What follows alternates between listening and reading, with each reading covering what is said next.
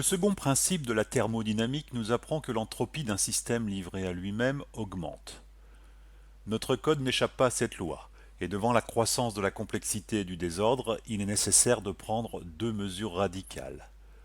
Première mesure, commenter le code, afin de pouvoir le comprendre à nouveau lorsqu'on le reprendra dans quelques jours ou quelques mois.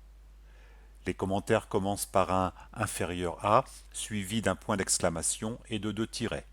Ils finissent par deux tirets et un supérieur à. Je peux maintenant placer mon premier commentaire.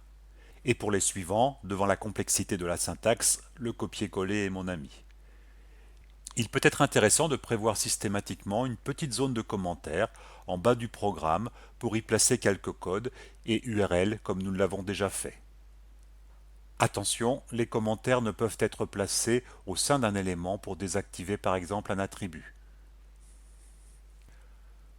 Seconde mesure, indenter le code avec les tabulations afin de le rendre plus lisible.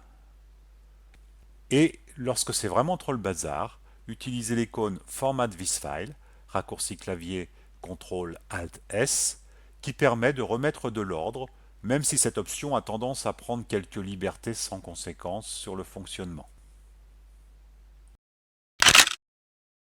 Reprenons notre projet avec l'espace intersidéral comme horizon. Nous pouvons maintenant implanter notre planète au milieu de notre Voie lactée. Ephraim propose pour cela une primitive de sphère qui réalisera cette opération facilement. Oui, je sais, la Terre est aplatie au pôle, mais pour l'instant, une sphère fera l'affaire. Marre des spécialistes. Je vous invite bien sûr à consulter la documentation associée à cette primitive sur le site d'Ephraim. Saisissons les balises correspondantes. Et on peut constater qu'il ne se passe rien au niveau de l'affichage, même si je réactualise celui-ci. C'est une erreur classique. Par défaut, la sphère est positionnée au centre de mon environnement, juste en dessous de ma caméra, donc de mes yeux, aussi je ne la vois pas, sauf si je penche la tête. Lorsque vous avez perdu un objet dans l'espace, comme c'est le cas ici, vous pouvez ouvrir l'affichage dans un nouvel onglet, puis l'inspecteur graphique par CTRL-ALT-I, puis, après avoir éventuellement sélectionné l'élément dans le panneau de droite, prendre un peu de recul avec la molette de la souris et on retrouve notre sphère. Un petit rappel sur le déplacement dans l'espace graphique. Zoom avec la molette de la souris, rotation avec le clic bouton gauche glisser, translation avec le clic bouton droit glisser. Plaçons notre sphère un peu vers le fond de l'écran avec l'axe bleu Z qui aura donc une valeur négative. Un peu en hauteur avec l'axe vert Y et un peu sur la gauche avec l'axe rouge X qui aura donc aussi une valeur négative. On peut également entrer les valeurs numériquement dans le panneau de droite. Théoriquement, il suffirait maintenant de copier vers le presse-papier le code correspondant à notre sphère, puis de le coller dans notre programme grâce à cette icône. Attention cependant, l'inspecteur graphique est très efficace pour ajuster une scène, mais pas pour la construire. Sans appel de ressources supplémentaires, il ne permet pas de transférer l'intégralité du code de l'élément, comme sa position et sa couleur en même temps, dans le presse-papier. On se contentera donc de copier les attributs par paquet. D'autre part, l'inspecteur graphique souffre actuellement, sur la version 1.2.0, de quelques bugs, la position de la primitive ne se copiant dans le presse-papier que si elle a été modifiée par les valeurs numériques et non par un déplacement dans la zone graphique. Fort de toutes ces remarques, je copie mon code et le colle dans la zone de commentaires, par exemple pour récupérer ce qui nous intéresse, à savoir la position, que je recopie avec les attributs de ma sphère. Et voici notre Terre positionnée, même si pour l'instant elle ressemble plus à la Lune. Comme nous l'avons vu, il est possible de récupérer des textures sur le GitHub Ephraim.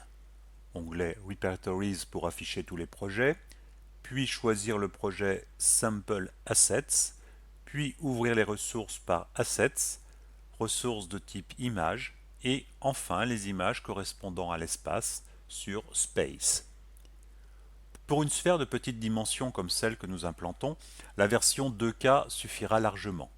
Un clic droit sur la photographie et je peux soit la sauvegarder, copier son URL, l'ouvrir dans un nouvel onglet. Avec cette image, il est tout à fait envisageable de l'adresser par son URL sans avoir besoin de la copier dans le répertoire de ressources, comme nous l'avions fait avec les images panoramiques qui n'étaient disponibles qu'en téléchargement sous forme de fichiers compressés. Je vais quand même commencer par sauvegarder l'image qui nous sera utile lorsque nous verrons le développement hors ligne. Je la sauvegarde donc dans le répertoire Assets que nous avions créé sur notre ordinateur. Pour récupérer l'URL de l'image, je peux la copier directement dans le menu contextuel ou bien demander l'ouverture dans un nouvel onglet et copier l'URL de celui-ci. De retour dans mon espace glitch, je colle l'URL de l'image dans la zone de commentaires. Pour déclarer l'image comme ressource, je fais un copier-coller d'une des lignes d'image, je change l'identifiant et je copie et colle l'URL que j'ai laissé dans les commentaires. Dans la primitive sphère, je place mon attribut source src égale guillemets dièse et l'identifiant carte. Ça commence à ressembler à quelque chose. Je peux placer une rotation de 90 degrés autour de l'axe vertical Y pour que la partie éclairée soit en face du visiteur. Par définition, la rotation positive autour d'un axe est le sens inverse des aiguilles d'une montre lorsque l'axe pointe vers l'observateur. Pour ceux qui souhaitent à tout prix aplatir l'épaule de notre vieille planète, le moment tant attendu est arrivé, avec l'attribut de mise à l'échelle Scale égale guillemets, l'échelle reste à 1 en largeur sur l'axe X, passe à 0,7 sur l'axe vertical Y, reste à 1 sur l'axe de profondeur Z. Ouais, c'est peut-être un peu exagéré. Elle a quelques heures de vol, mais quand même.